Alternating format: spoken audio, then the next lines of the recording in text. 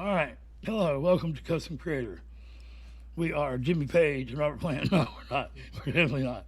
Um, Led Zeppelin. The Ascending Angel Wings. I got that shirt in the closet. But I don't like the color. It's a weird color. It's like light blue or something. Which I live in Carolina. You think Carolina blue would be my color, but I don't like it. Just in the sky. Anyway, I'm a little off subject already. Typical reaction. I said something the other day. I said, this is a very sloppy reaction channel, and we are not fundamentally right. Everybody told me I could not do multi-genres, get away with it. But it's humanly, it's genuine, because I'm the same guy no matter where I am. Sometimes that ain't good. So, this song, I can't wait for OGL to react to. Pixie Vagabond, what's her damn name? Pixie Sticks. Pixie Vagabond. You're cool, man. Yeah, So, she's Resident Led Zeppelin super fan. our Discord's free. You can join our Patreon for free. You can be a channel member for $1.99. A lot of times I will take people in my car, put it in my dash cam or whatever, however I got set up. Ain't really a dash cam, but and sharing Discord and ride people around, talk to them about whatever they want to talk about, listen to their music. I mean, I hang out with people. I enjoy it. I'm disabled and I have nowhere to go or nothing to do. So everybody else is busy. I have lots of friends, but they're all busy. So anyway, I'm just saying. I'm not saying this because he's my boss, but Danny's a super fun guy to hang out with. So I definitely recommend joining our Discord. We talk. Well, I ain't your boss. I just get more money than you do. Well, you do more work too. So, and we also the Patreon and the members area has some very cool exclusive content going on. So definitely try to make all those things worth your money. He's going to give you a little content. I'm trying to show him up. Me too. So really do this too long. Yeah. What the fuck was I saying? See how fucking stupid this is? Oh, Context. yeah, he's gonna give a little context. I'm not gonna read the lyrics till the end. It's Gallows Pole. I think you kind of understand why, being Zeppelin fans. And I'll read him the lyrics afterwards. I think he'll get it though. All right. All right. So this is a song from Led Zeppelin 3. This is the third album from Zepp. This was released on October 5th of 1970. It is a reworking of a traditional folk song called "The Maid Freed from the Gallows," which is a cool title. Apparently, this was inspired by a version recorded by Fred Gerlach. This is the only Led Zeppelin song to feature a banjo. Jimmy Page also played acoustic, electric guitar, and John Paul Jones played the mandolin. So lots of different stringed instruments in this song. They recorded this later, or they performed this. Jimmy Page and Robert Plant performed it on MTV Unplugged many, many years later. I think there's another version where Jimmy Page actually plays a hurdy-gurdy, which is, I think, a traditional Irish instrument. But that's something that bands have been doing a lot of lately, but I had no idea that it had been done this far back. So that's how far ahead of their time Led Zeppelin were. So, is that Jimi Hendrix and Bob Dylan? Bottom left. Bottom left. Or it would be your bottom right, sorry. Yeah, bottom left would be also on left too. I recognize Hendrix. I don't recognize it. That does kind of look like Dylan. Yep. And then Neil Young, Bruce Springsteen, Stevie Nicks. Man, is that the Yardbirds? It looks like Boston and somebody else. Yeah. Anyway, I don't know. Then of course you got Jimmy Page and Robert Plant up top. Looks like the dude from Styx, Ian, Freddie Mercury. And I'm not sure who that lady is. And that is Keith Richards. Well, a long time ago, I think. Anyway. Are you ready, bud? Yeah, let's do this. Oh, I gotta put it on screen, sorry.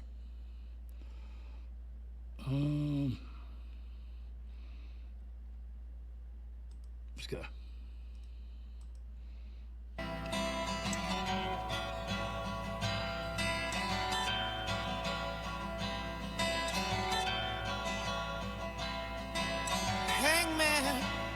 Hangman, hold it a little while. I see my friends coming, riding many a mile.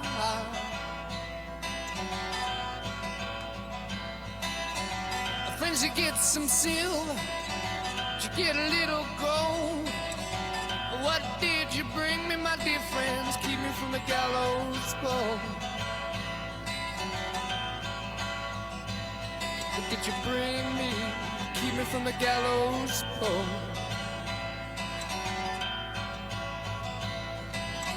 I couldn't get no silver, I couldn't get no gold. You know that we're too damn poor from the gallows pole. Hangman, hangman, hold it a little while. I think I see my brother coming, riding many a mile. Brother, you give me some silver as you get a little gold. I want till you bring me my brother, keep me from the gallows pole.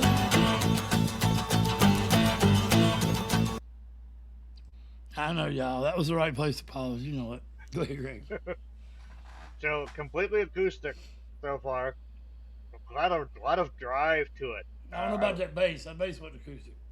That's true. That is true. But no electric guitars, I guess is what I'm saying. Still, it still feels metal as hell, honestly. Especially when it kicked into gear towards the end there. I like how that a very dense acoustic arrangement going on there. I know Page played a number of different acoustic guitars in this. There's a mandolin in there. Plant's voice, though, it's got so much cut. Like, no matter how much sound they billow up, Plant's voice will just shear right through that.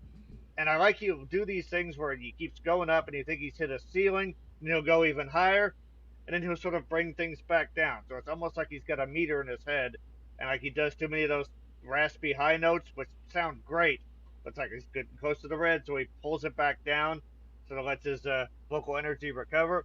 Dude's just a wizard. To do this. Okay? Hey! Winner!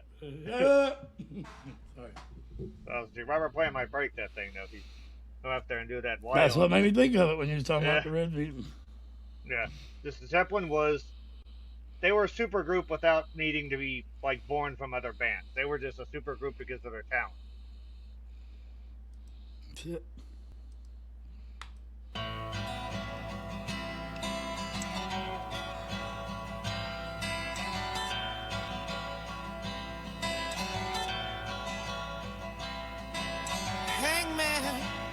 Hangman, hold it a little while. I think I see my friends coming, riding many a mile.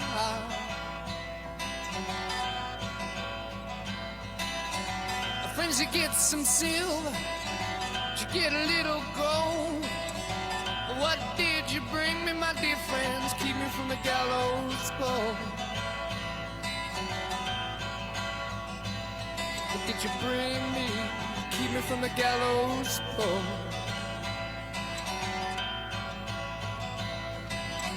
I couldn't get no silver, I couldn't get no gold. You know that we're too damn poor from the gallows pole.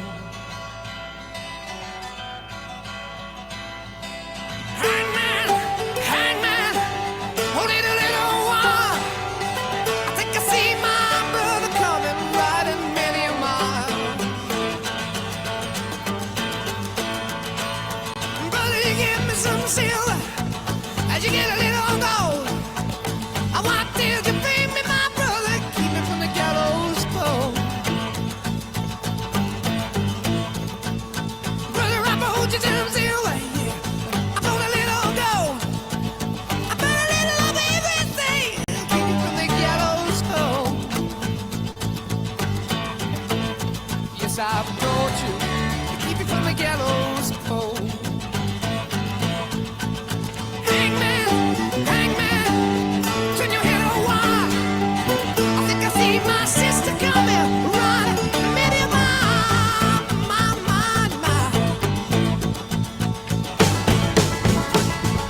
Sister, I implore you, take him by the hand, take him to some shady power, save me my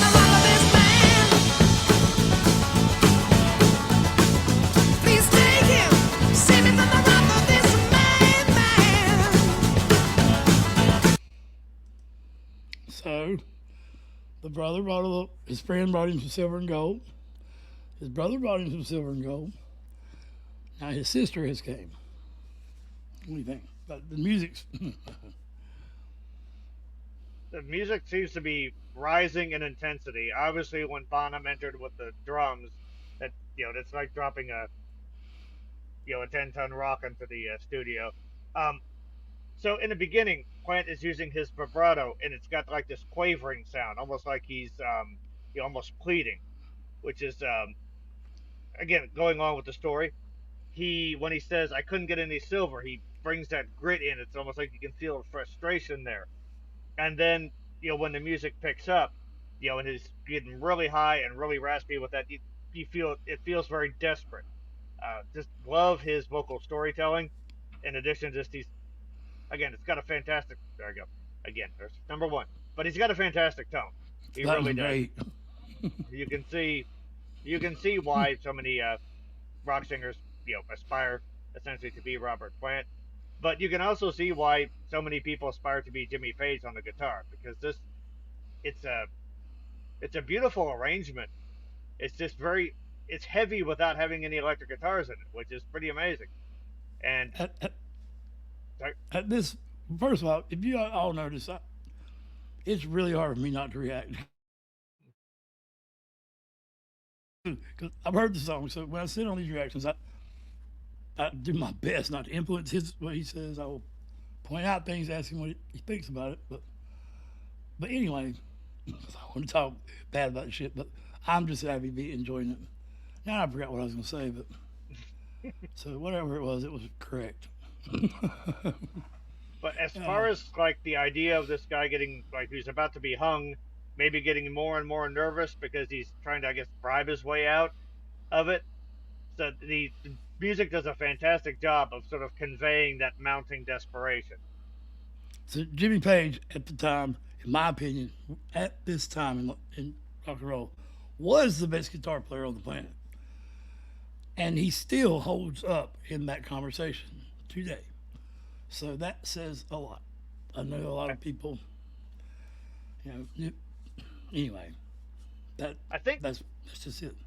I think the mistake a lot of people make, or at least what I think maybe should be thought about more. He was the most innovative guitar player. When people think about a really good guitar player, they think about a guy who plays a lot of notes or has a very distinct lead guitar style.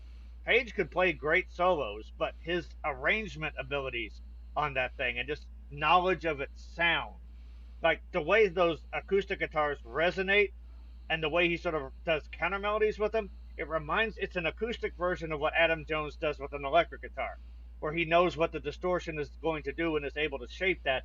Jimmy Page is doing that with the natural resonance of an acoustic guitar. So again, you can see Adam Jones and Maynard used to write on this to Metallica, Led Zeppelin, Queen, all these bands. I mean, Pink Floyd, of course. I mean, so music influences music, and I don't give a shit what genre it is.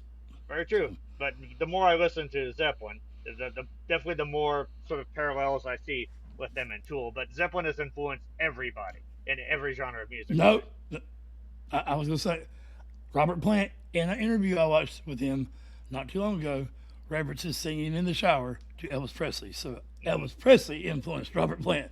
And I used to be an Elvis Presley hater, really, but I have changed my tune. Kentucky Rain, there's some really good songs. It's dog rocking on, that ain't my thing, but Elvis was a bad motherfucker too, man. It shows in Robert Plant singing in the shower, an American singer back in the day. So, I think Elvis might have been the first worldwide known American singer too. Maybe, I don't know. Wasn't alive. Real quick, a lot of overdubs obviously going on here. So John Paul Jones, also shout out to him. Great bass line and great use of the mandolin here. That's a big part of that thick acoustic texture that they've got going. Do you notice their four faces? I do. That is really clever, though. I had this CD, album, for a long time. It took me a long time to realize. I was high one day. I was like, oh, shit, look at them. I was high one day. I'm like, I ain't high every day. What the hell? Sister, I'm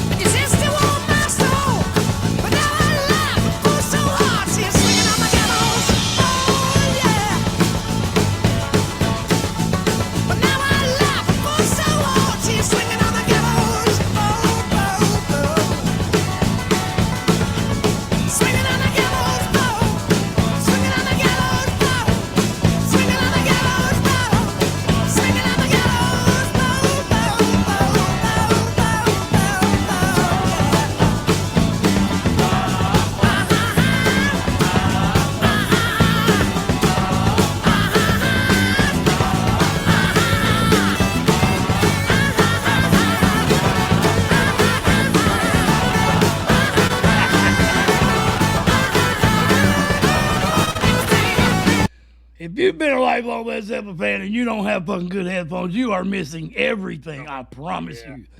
I know. I listened to it and Pink Floyd and Zeppelin all my life, and now I hear things in it I've never heard, and I have listened to it on every substance and as focused as I can be on every damn thing.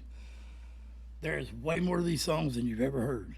In fact, there was a quote from somebody, I don't remember who the fuck it was, but it was a great quote, that technology is just now catching up with how good the music sounded back then. I agree. Yeah. There are intricacies there that will blow your fucking brain out, man. That was bad saying, I was going to say that, but that was an analogy. Yes. This is a remaster, so it can sort of bring that modern sound to the classic material. And yeah, but it panned back then. I just didn't have the... Not quite sure what the original sounds like, but Zeppelin was one of those bands that was really like pioneers, and among everything else, they were pioneers in the studio as well, definitely experimenting with things like panning and stuff like that. So in this one, if I remember right when I was reading the context, in most versions of the song, the person that's going to get hung is set free. This one, it definitely sounds like someone was hung at the end. And that's... I didn't get that. I thought I heard someone was... The someone was vagina swinging on the lady. gallows The pole. vagina's what... Well, I mean, swinging being a reference to... Okay, I got you now. Okay, it just... Had to put that through the On plant the filter. gallows pole. Yeah, on the Like pole. the Maynard's So- song. So the silver and the gold didn't do the trick, but But the another gallows treasure did. pole swung him on Yeah. out of there. Yeah.